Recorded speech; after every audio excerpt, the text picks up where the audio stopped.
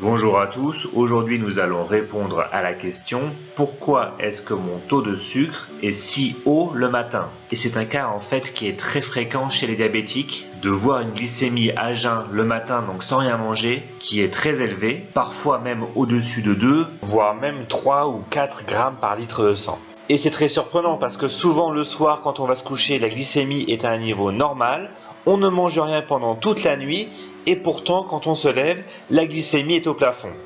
En fait, la glycémie à jeun dépend de ce que vous avez eu pour le dîner et aussi de si vous avez pris un petit encas pendant la soirée après le dîner. Et si vous prenez des médicaments ou de l'insuline, l'heure à laquelle vous prenez les médicaments ou l'insuline en soirée peut aussi jouer. Mais si vous avez régulièrement un taux de sucre dans le sang qui est très élevé le matin à jeun, il y a 3 raisons essentielles que je vais détailler dans cette vidéo et ensuite je vous donnerai quelques conseils sur comment résoudre ce problème. Premièrement, le phénomène de l'aube. Les chercheurs estiment que la raison la plus fréquente pour une glycémie élevée dans la matinée est le phénomène de l'aube. En fait, l'organisme produit une poussée d'hormones entre 4h et 5h du matin. C'est un processus tout à fait naturel qui se produit pour tout le monde, diabétique ou pas, vers la fin de la nuit. Et cela permet, entre autres, de préparer le corps au réveil. L'organisme produit donc du cortisol, de l'adrénaline, et de l'hormone de croissance qui favorise la sécrétion de glucose par le foie. Donc chez les personnes qui n'ont pas le diabète, l'insuline va réguler cette augmentation de la glycémie, mais on sait que pour les diabétiques, l'insuline c'est parfois un petit peu plus compliqué. Du coup, il est possible de se réveiller le matin avec une glycémie élevée alors qu'elle se trouvait dans les valeurs cibles au moment du coucher. Et même si entre-temps, on n'a rien mangé du tout. Le phénomène de l'aube touche à la fois les diabétiques de type 1 et de type 2.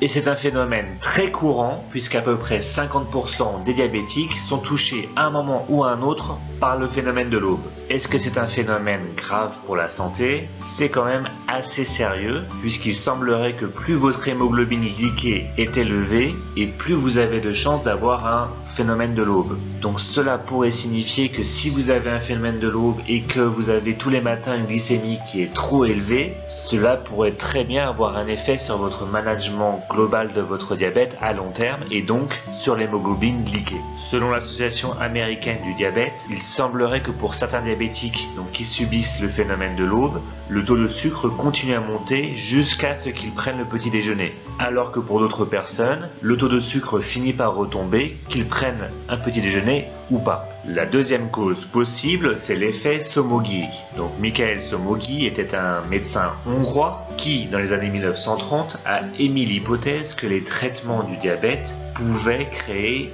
de l'instabilité. Donc selon Somogyi, la courbe du taux de sucre ressemblerait à quelque chose comme ça. Une glycémie normale au coucher, une hypoglycémie, donc une glycémie trop basse au milieu de la nuit, qui serait due aux médicaments contre le diabète qui sont trop forts et donc qui font trop baisser la glycémie. Et du coup, comme on dort, on ne prend pas de sucre nous-mêmes et le corps surréagit lui-même en trouvant un moyen de faire monter la glycémie au plafond. Donc si quand vous vous réveillez, vous avez une glycémie élevée, vous avez un peu mal à la tête et vous êtes un peu trempé de sueur ou vos draps ont des traces de sueur, c'est possible que vous soyez victime de l'effet Somogyi. Et dans ce cas, peut-être que vos médicaments sont trop forts et vous pouvez discuter avec votre médecin si vous ne devez pas réduire un petit peu les doses. Mais attention quand même, comme je l'ai dit plus haut, le phénomène de l'aube est très fréquent. Par contre, l'effet Somogyi, s'il existe, est beaucoup moins fréquent. Et je dis s'il existe parce qu'il y a quand même une petite controverse, parce qu'il y a très peu d'études sur le sujet de l'effet Somogyi et qu'il n'y a aucune preuve très forte de son existence. Donc à ce stade, ça reste quasiment une hypothèse. Et la troisième cause de glycémie élevée le matin, c'est le déclin de l'insuline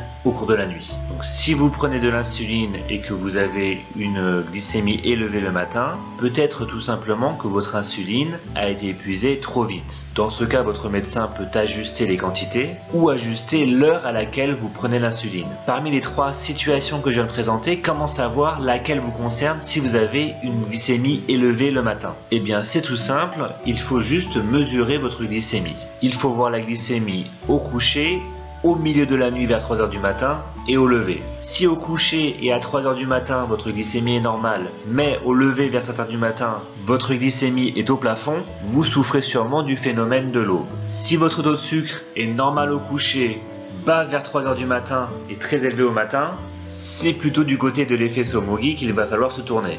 Mais si votre glycémie est normale au coucher, un peu haute vers 3 heures du matin et encore plus haute le matin au lever, alors c'est plus probable que ce qui vous arrive, c'est que votre insuline est épuisée trop rapidement. De toute façon, même si vous arrivez à vous rendre compte dans quel cas vous êtes, ne vous amusez pas à corriger vos doses par vous-même.